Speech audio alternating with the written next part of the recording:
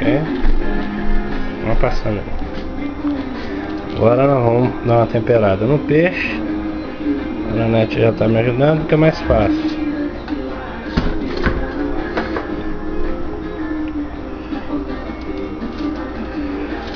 Aí, seu Cadorzinho, você que gosta de um peixe bem, gosta muito de pimenta, esse peixe ele fica no jeito.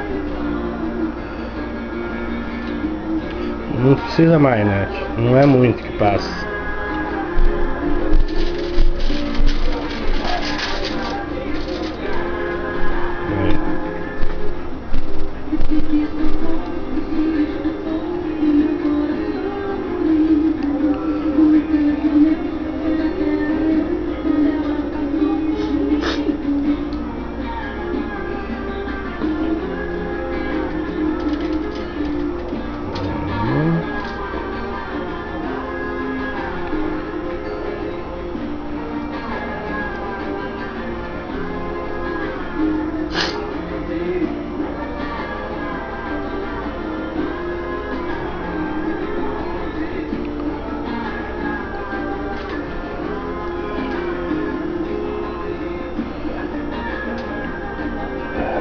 Vira agora.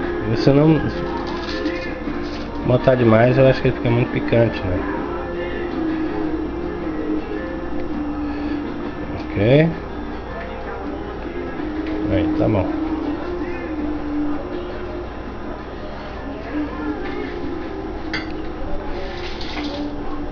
O pé com as duas folhas se levanta. Não, mas não assim a folha, que ela não rasga, não.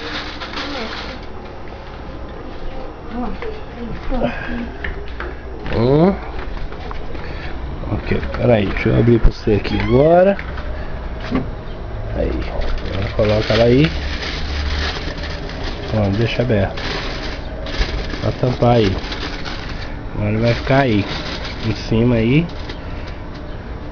assando. Não, pode deixar assim, desse jeito aí. Ok? Quando estiver pronto eu filmo de novo.